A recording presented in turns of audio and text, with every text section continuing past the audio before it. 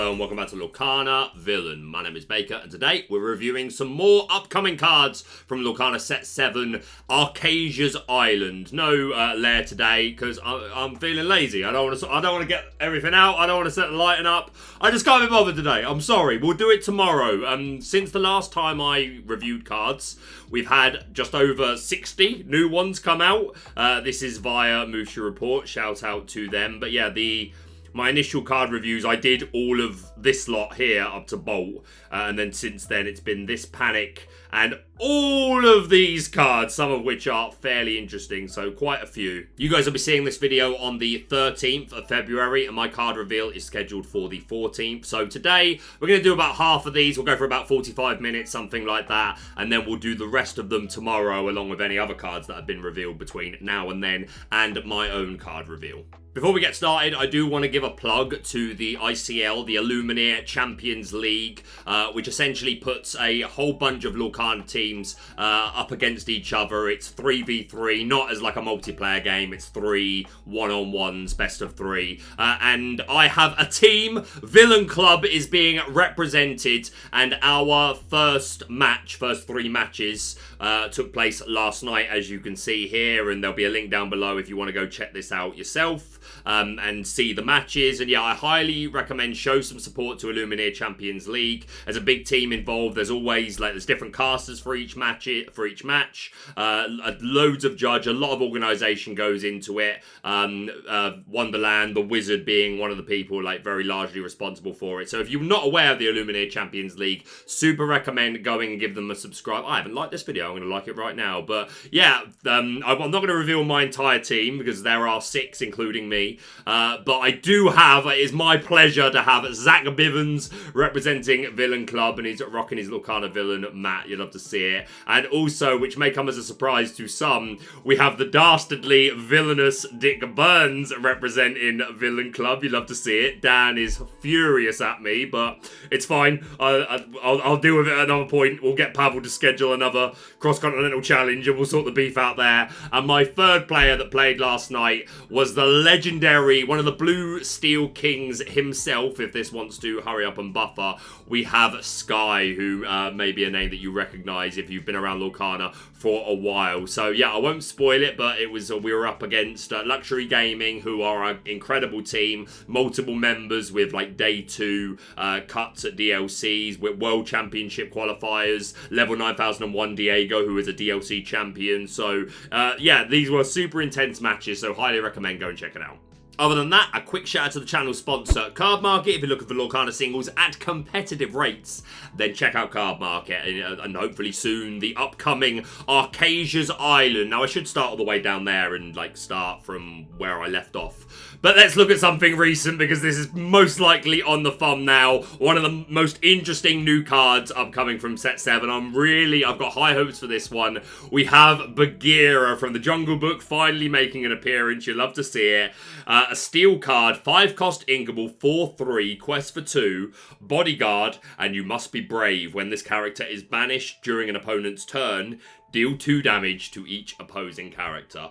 I think this is really good straight away. I think this could potentially have place in Sapphire Steel, Amber Steel, potentially even Amethyst Steel. The fact that this is 5 cost, so we can sing, if you're a wheel variant of Blue Steel, then we can sing Whole New World, or any of the 5 cost songs we might be playing, like Let It Go and Grab Your Swords. If you Steel Song, all those same songs, and potentially even just Diggy Diggy Hole, because this is a bodyguard, and 4/3 is a great stat line. It's questing for 2, and this ability, the tempo swing this can create in certain board states, if you're up against anything that's Emerald or Amethyst or Amber, these decks that tend to have a lot of little guys, then this could be absolutely game changing. And what's really nice about this as well is it will even trade courtesy of its strength and its ability with a lot of formidable threats. Shark is one straight away. They would need 2 ice blocks on this to not actually trade and for them to keep their shark. So if you just get that trade with a shark and then they've got other things on board, maybe a Tala or Tipo or whatever doing 2 damage spread,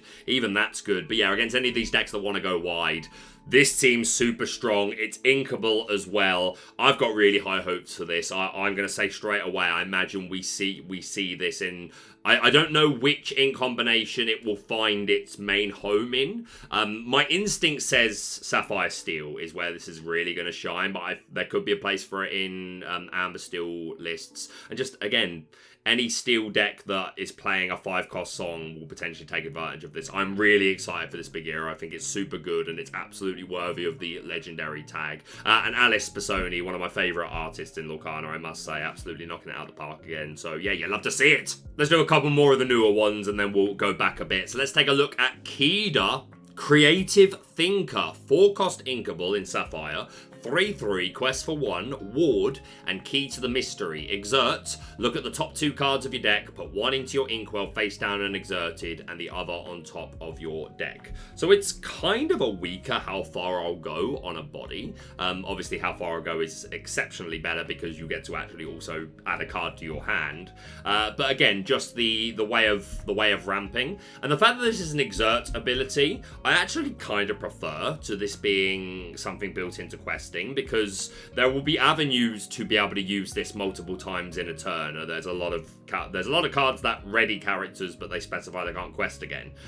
So we could potentially take advantage of that. In Ruby, you've got things like Shield of Virtue, LeFou, Go the Distance, Raya. Unfortunately, I don't think it's good enough. So I don't think we're cutting anything we already have just to try and add in this engine.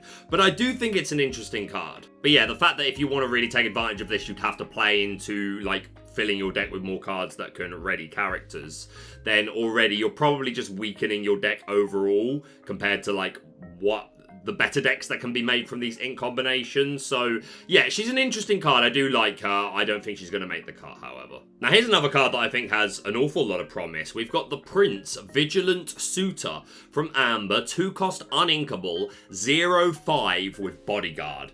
That is a big old body to have on a Bodyguard at 2 cost. Being uninkable, of course, hurts this a lot, but still, I think this is really interesting. Follow up a Daisy by putting this on the board and just watch them cry. Realistically, like, if that happens, then, you know, against the Ruby decks, though, they just, okay, I'm not challenging you, then I'm playing a Brawl. But even that's better than them doing just like a Fox or a Crab or something like that. You still make them deal with it in a less optimal way. And if you're not against the Ruby deck, they don't have that option. So they have to get over this 0/5 Bodyguard before they can start hitting the Daisy. This definitely gets a lot worse the further you get into the game. If they Brawl this, we laugh, we don't care. They just played a 3, we played a 2-cost character and they gave up their turn 3 essentially to get rid of it.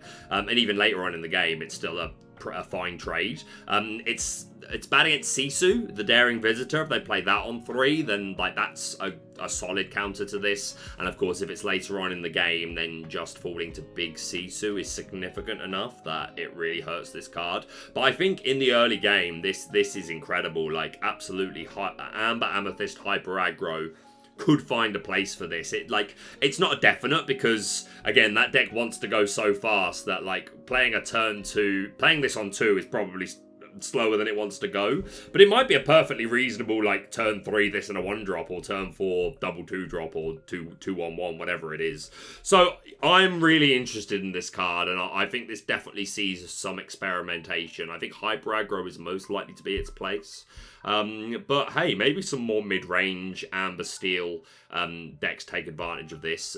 Bummy Steel, as a certain community likes to call it. Shout out to you, Bummy. Alright, next up, we've got Baloo, Old Iron Paws. 6-cost uninkable, 5/4, quest for 2, and fight like a bear. Your characters with 7 strength or more can't be dealt damage. Now, move. That's it. Now give me a big bear growl. Scare me. This art is beautiful. Love the frame break.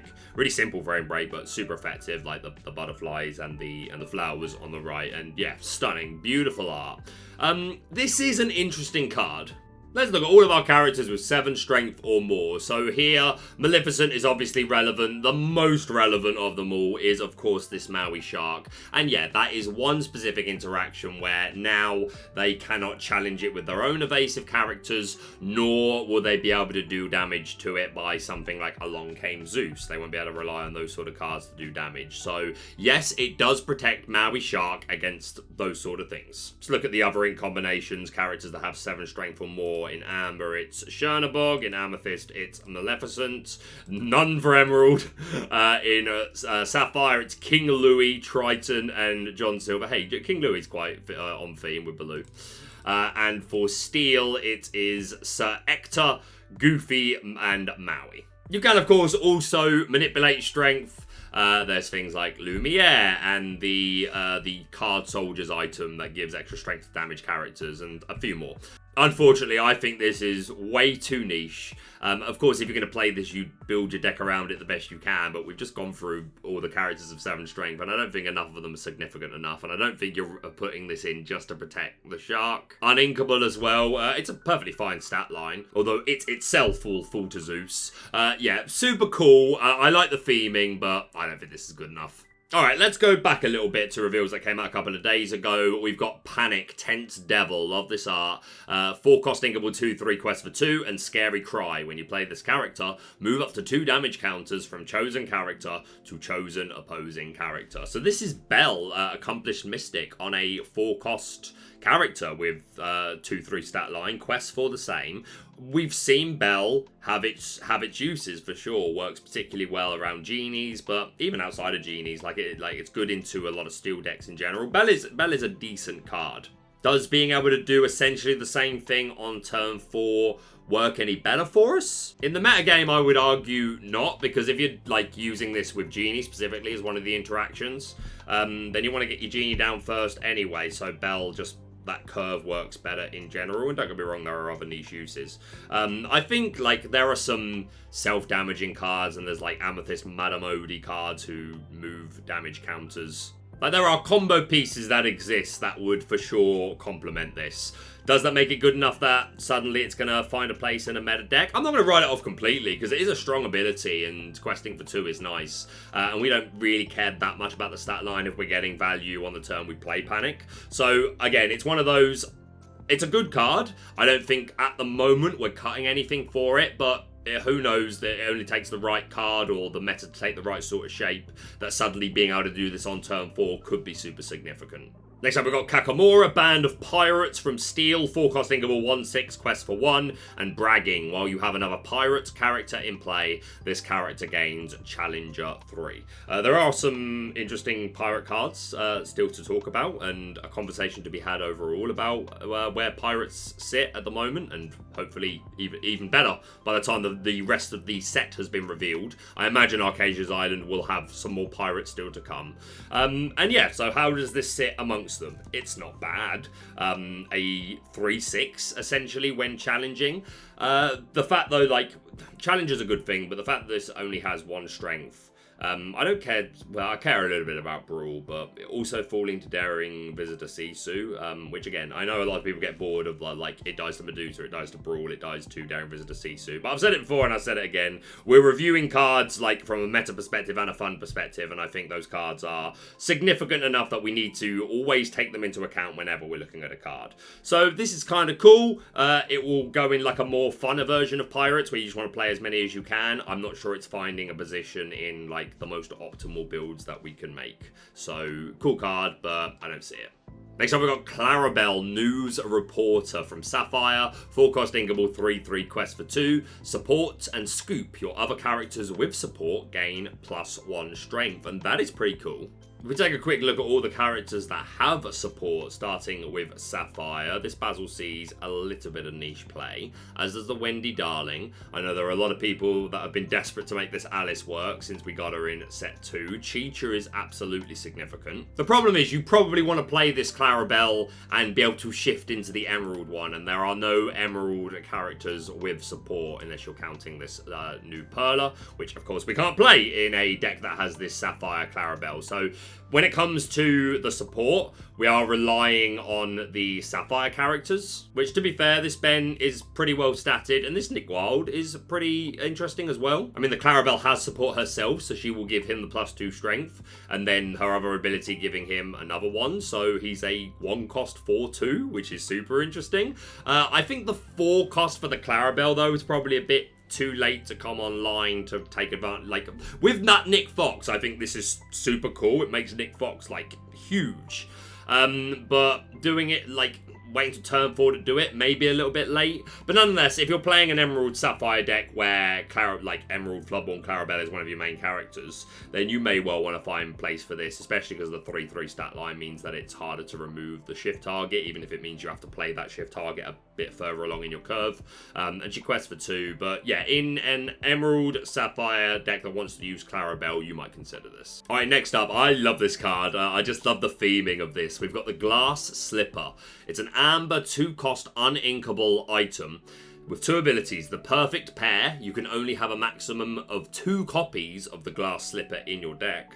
And Search the Kingdom. Banish this item, exert one of your prince characters, search your deck for a princess character, and reveal it to all players. Put that card into your hand, then shuffle your deck. So let's remind ourselves quickly of all of our princesses at the moment. This Raya certainly sees some play. The Tiana hasn't been hugely relevant in meta, but she pops up she's popped up in a couple of set championship decks. The Moana and the Ruby and the Amber one. What else have we got? The Mulan is certainly interesting. The Treasure Collector Ariel, the other Mulan, the 1-cost, yeah, so like the Floodborn and the 1-drop Mulan. Kida sees some play. Obviously, Cinderella, one of our primary princesses. Even the Cinderella here, the 2-drop, like if you just want more shift targets for the Stout-Hearted, the Ariel, Rapunzel. So we've got a lot of very, very relevant princesses, and we need to exert a prince. So let's take a look at the princes that we have at the moment. Let's start off with Amber. So Simba and all the Simbas. This bodyguard Prince Eric is, I guess, fine. You'd want a cheap one, though. The Prince Naveen is certainly a good one. So, yeah, we have some good princesses, and we have some okay princes. Are you putting this uninkable item in your deck? And then, we don't mind, banishing this item. But, it's going to require some setup, right? You need to have a dry prince on the board whom you're happy to exert, and that may give your opponent a favourable trade. So that needs to be, you might, depending on the prince, you might still trade. You're not gaining any card advantage, though. You're trading this card for a princess in your deck, which, it's tutoring cards out of the deck is inherently strong. I guess all Amber decks that are playing significant princesses really just need to think about whether or not they want to be playing enough princes to be able to sustain this. Steelsong will already naturally play Prince Naveen, or at least a lot of versions of it, and Simba sees some play as well. So, yeah, this is a really interesting card, and I like the idea of only being able to have 2 copies of it in your deck as well. Not because I think it's particularly broken or anything, I just think the theming's good. But yeah, this is an interesting one. Let me know down below what you think of the Glass Slipper. Next up, Peg, Natural Performer, a dual ink, amber and emerald card.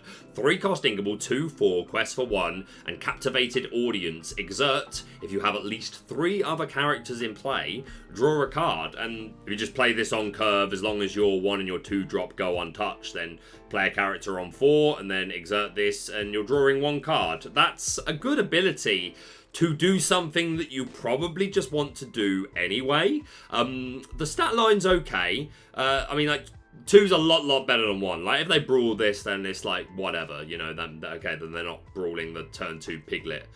So I think this is pretty safe. I think this is an interesting card. It's just a matter of, are we cutting anything we already have to make room for this? And again, that tends to be the case of a lot of cards. It's hey, this is pretty good, but what we already have is probably just more optimal and better overall. Next up, an item for Ruby, Devil's Eye Diamond. So glad to have this in the game from the Rescuers. I think I've always thought of this as one of the really iconic sort of items in Lorcana.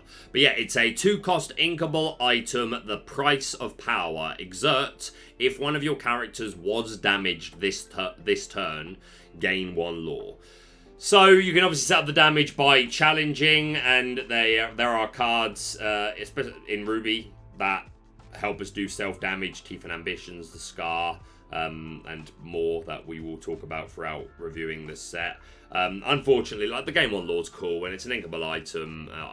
I don't think it's good enough, unfortunately. Love the art. Glad Devil's Eye Diamond is in the game, but I'm not sold. I mean, don't get me wrong, you get out multiple of these, and then you have a way to do easy damage, whether it's through challenging or using self-damaging cards, then, hey, yeah, like, there's absolutely a high roll here where you've got 3 of these down and you do a damage and then you're gaining 3 lore in the same turn for doing it. If someone does make it work, I'll be super happy, but I'm not a believer right now. Next up, King of Hearts, Picky Ruler. For Emerald, 4-cost uninkable 3/3 quest for 2, and a legal condition. Damaged characters cannot challenge your characters. This is pretty interesting.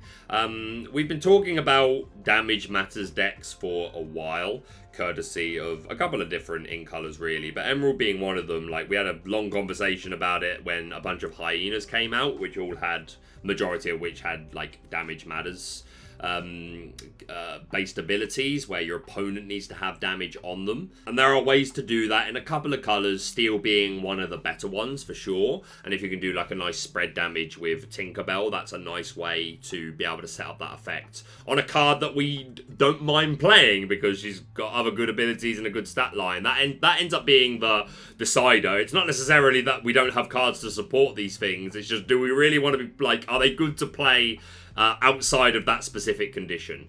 But this is a cool card, and again, there's a couple of cards still to look at that are Emerald, and one particular Emerald Ruby one, which bag gold, which is really interesting. And if that deck ends up seeing some legs, whether it's now or in the future, because it continues to get support, I could imagine this being a piece of it, even as a 4-cost uninkable. The stat line's good enough.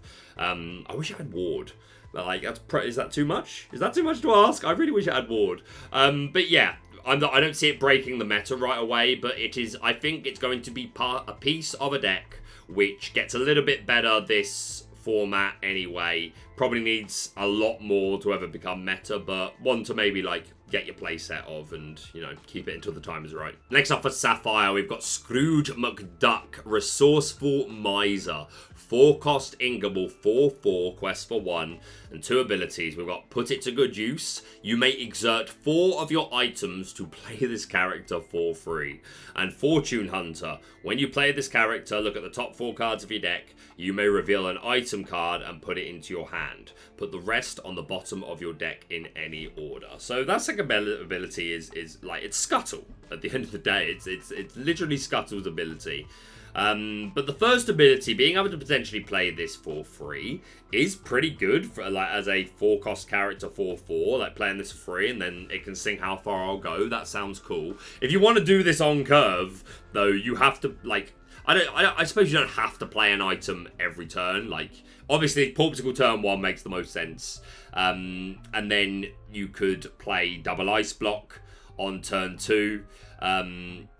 And then like, because on your turn 4, you don't have to pay 4 ink for this. So, like, I suppose you don't have to play an item on every turn leading up to 4, but you have to play the 4 items somewhere in that, and that seems pretty slow. Like, it's perfectly fine to play Porpsicle and then play Sail into Porpsicle. Like, we're halfway there quite easily, but I don't know, man. I'm not completely sold. Like, it's a legendary as well.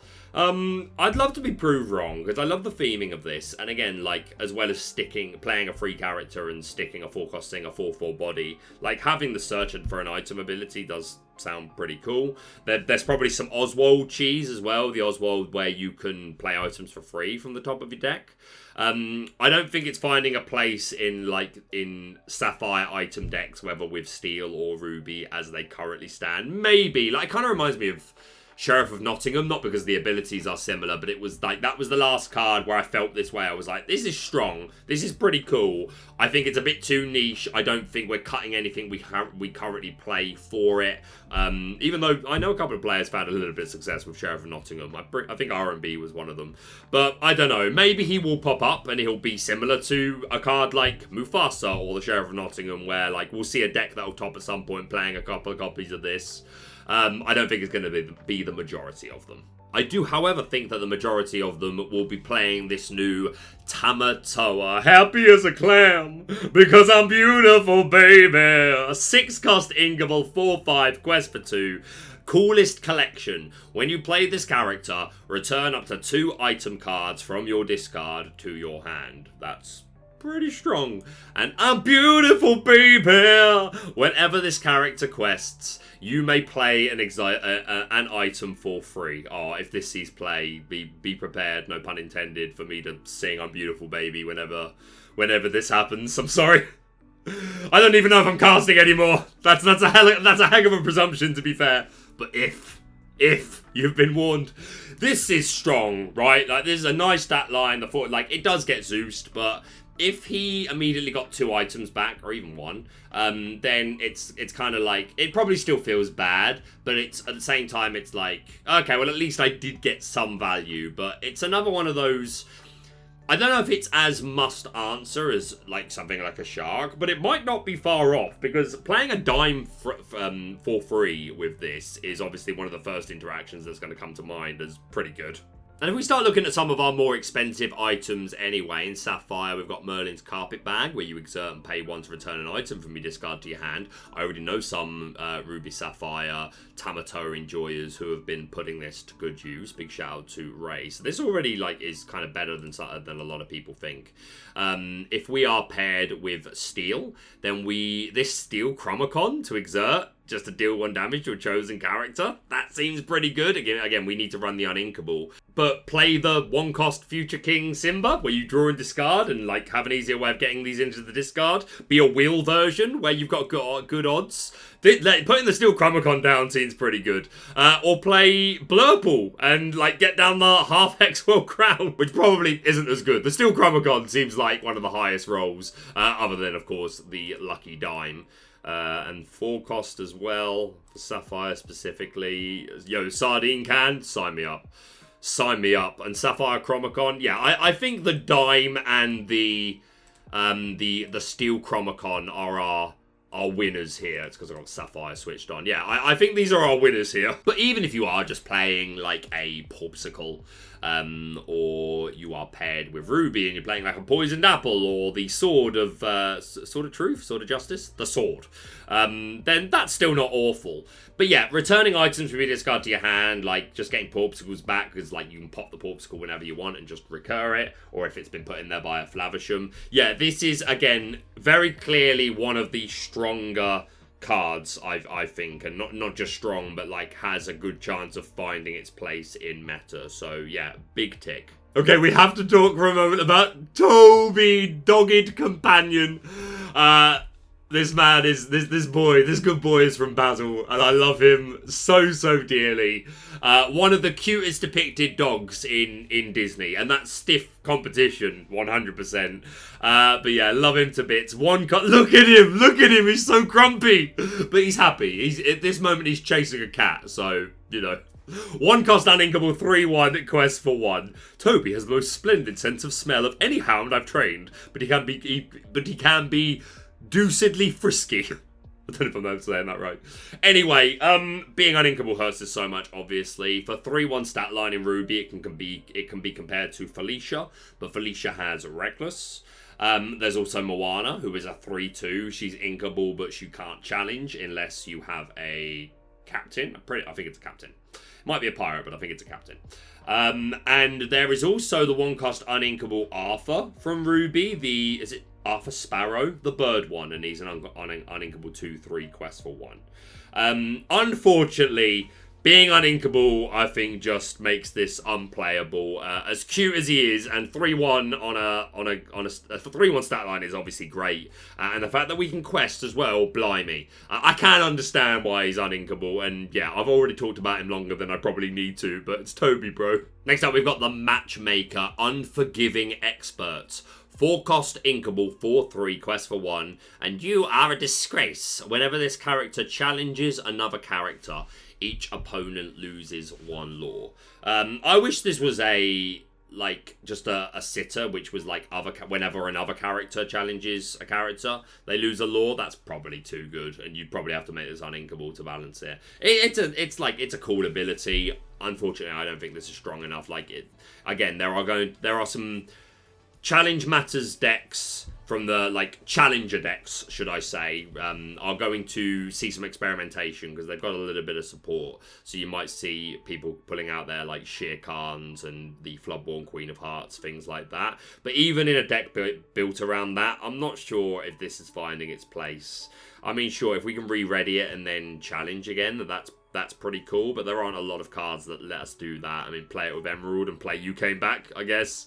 I don't think it's good enough. Next up, we have to talk about Mushu. I had the pleasure of being in the Disney Lorcana Discord main stage event when this was first revealed. Again, a huge thank you to Ravensburger for inviting me along to that. It was an absolute pleasure. And yeah, super happy for Mushu Report finally getting to reveal Mushu Majestic Dragon. A 5-cost inkable. This is a Ruby Steel card.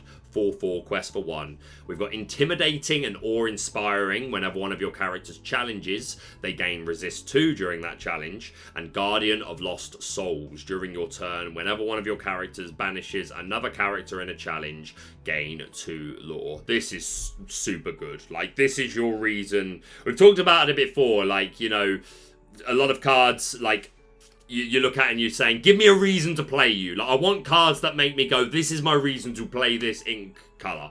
And this is giving us one of our best reasons we've ever had to play Ruby Steel. And Ruby Steel got a lot of love for the dual links in this set in general. The dev team definitely could see that Ruby Steel was like the worst positioned deck throughout Lorcana's lifespan so far. This is 100... Well, I'm not going off pre-information, but in my head, this is 100% deliberate to give Ruby Steel a lot of support. Beautiful art, and yeah, this is we were just talking about a challenger deck. And this is absolutely going to be a part of it.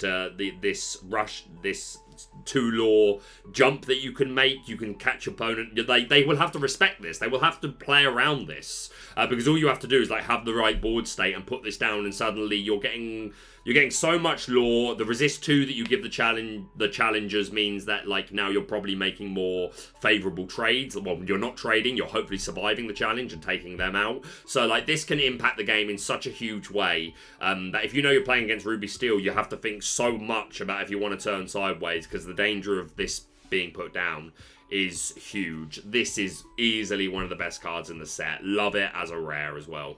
And we'll finish off with this Ratigan, which was also revealed in the Discord main stage event the other day. And Rochelle was kind enough to have me be the one to break it down for the people. So yeah, Ratigan, Nefarious Criminal. 4-cost inkable, 3/3 quest for 1. A marvellous performance. Whenever you play an action while this character is exerted, gain 1 lore. This is really cool. I don't think it's good enough.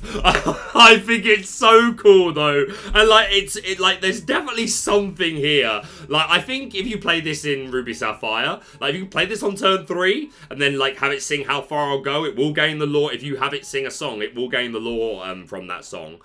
So yeah, if you could like play this on turn 3, turn 4, have it sing for How Far I'll Go, gain a lore. Double play Sail the Azure at Sea, gain 2 more lore, or Sail the Azure at Sea and Vision of the Future. Profit? Maybe, I guess. I think there's a deck that you can build which takes great advantage of this, which is slightly worse than the current version of the deck we have. This is a good card. It's just another one of those like, oh, like there's definitely a lot, we could support this, we could do all this, but like, why? Like, when what we already have is probably already better. Don't get me wrong, I'm a build around it. You bet your bottom dollar. I will be building around this Ratigan 100%. I can finally play games at home. I'm gonna stream some Pixelborn Connect set 7. So we absolutely gonna cook with this. Do I think it's going to be in top decks? Probably not. It's another one of those cards that like I wouldn't be shocked if, again, in an odd deck list here or there, someone takes advantage of it.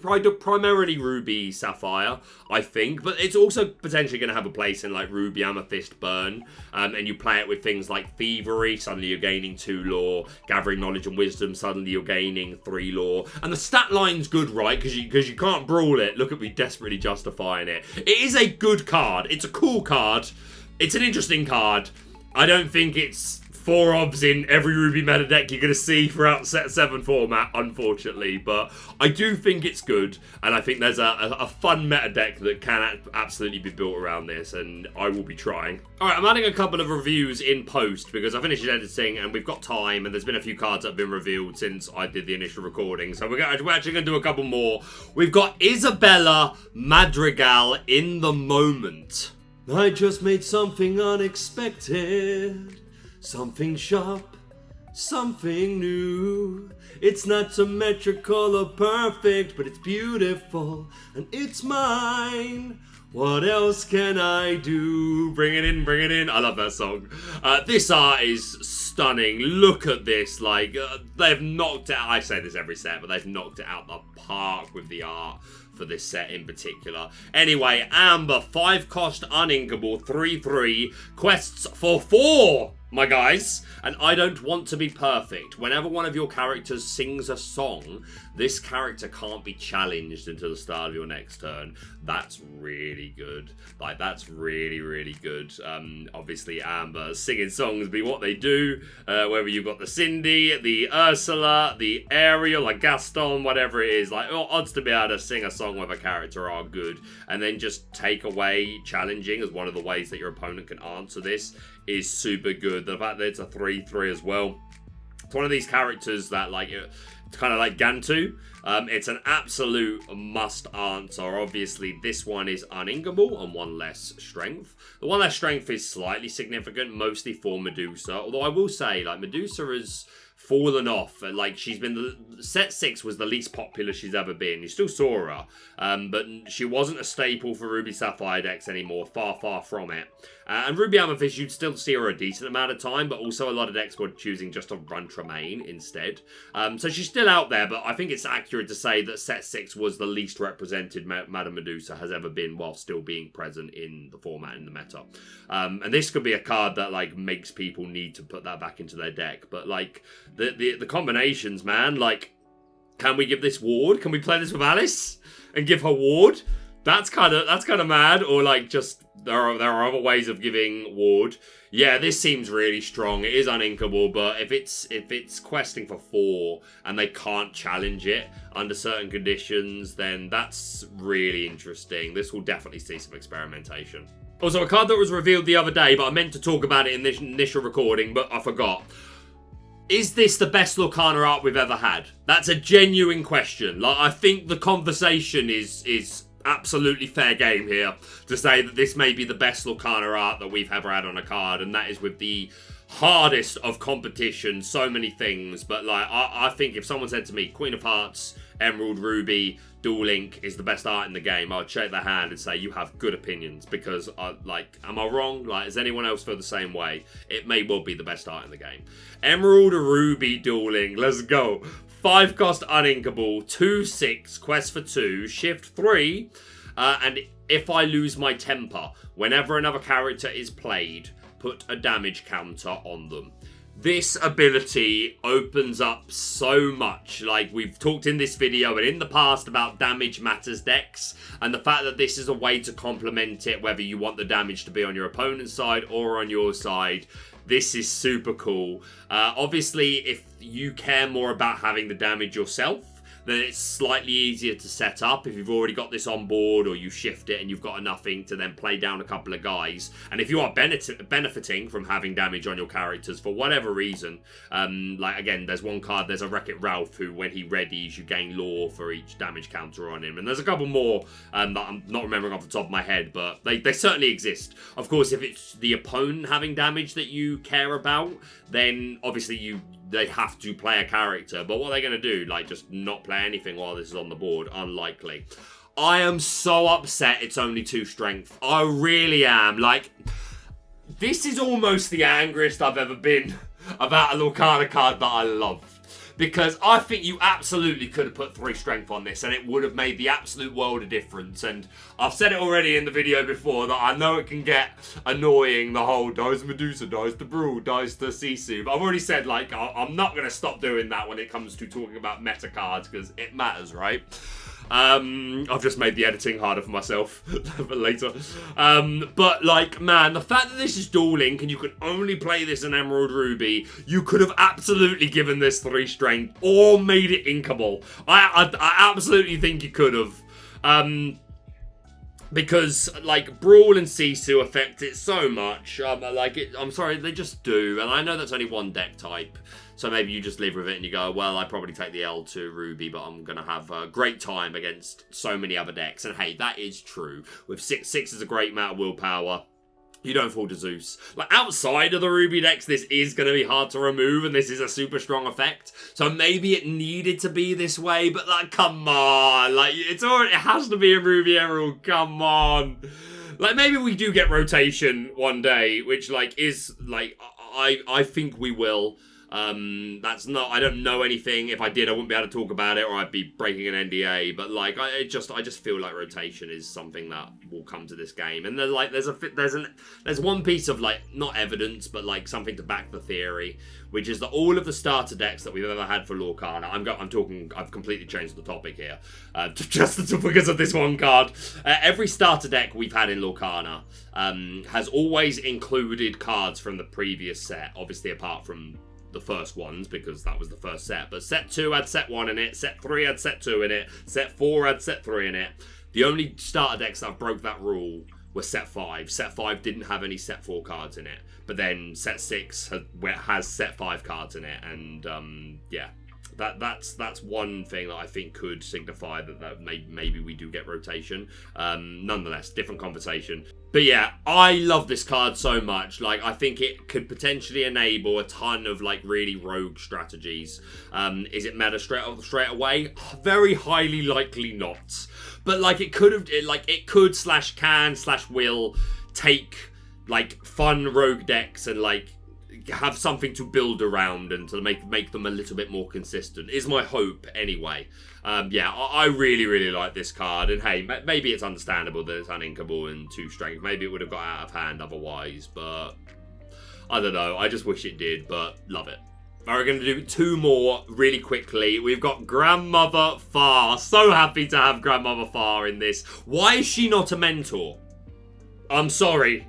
Why is she not a mentor? Like, that is baffling to me, that why this is not a mentor. Yeah, nonetheless, great to have this character in the game. She's brilliant from Mulan. 2 cost inkable, 1/1, quest for 2. And I have all the luck we'll need. Whenever this character quests, this art is fantastic. Whenever this character quests, you may choose one of your characters to gain +2 strength for the rest of the turn. I kind of like this. Nice response to Daisy.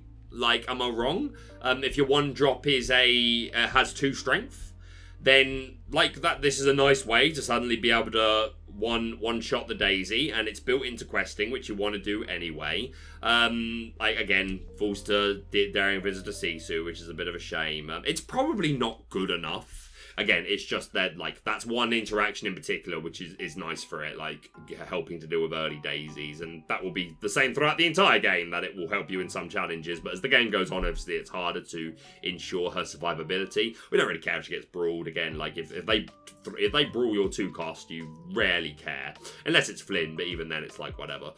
Yeah, I like the card. It's probably not good enough, but it's great to have Grandmother Far in the game. Why is she not a mentor? And the last one that we're going to look at, this has been the latest card to be revealed at time of recording. We have a Blurple card, Amethyst Sapphire, Elsa Icemaker. Again, knocked it out of the park. 7 cost uninkable, 5/5 quest for 2, shift 4. And Winter Wall. Whenever this character quests, you may exert chosen character. If you do, and you have a character named Anna in play, the chosen character can't ready at the start of the next turn. This is the Elsa thing, to like exert characters, but also specifically for some to not let them re-ready at the start of the next turn. Like the 8 cost uninkable Spirit of Winter. We have plenty of shift targets. Your main one is obviously going to be this 5th Spirit Elsa, who sees a ton of play. And hey, if you're playing that Floodborn, then you could probably play the Chapter 1 Floodborn as well. And there are a couple of other Elsas that quite a few actually, to be fair, which are shift targets. This Snow Queen is not awful. This one's a good challenger, the 4-drop. This uninkable one has a kind of cool ability, but you'd probably go with the inkable ones. But yeah, we've got a lot of Elsas. And then when it comes to having an Anna on board, I think our best one is going to be this Sapphire Braving the Storm, who gets an extra lore pip if you have a hero in play. This is probably going to be your main Anna to be the recipient, to be the way that we're going to get the full value of the Elsa effect. You could also play the 4-cost, the True-Hearted. Even this uninkable 3-cost Anna, like again, it's depending on how many uninkable slots you've got, but this ability isn't bad. And even this 7-cost uninkable Flopborn Anna, just go the whole way, just have a full Anna Elsa deck. You've got to think from day one that was one of the visions. Like, a lot of people will want to build an Anna Elsa full-on Frozen deck, so that's cool. And there's this Anna down here from Chapter 1, where when you play her, if you have an Elsa in play, then stop a character from readying at the start of the next turn. So yeah, it's very much the Frozen thing. So yeah, this seems pretty cool. Blurple was a pretty good deck, this format, and hey, it could continue to find success as we go into Set 7.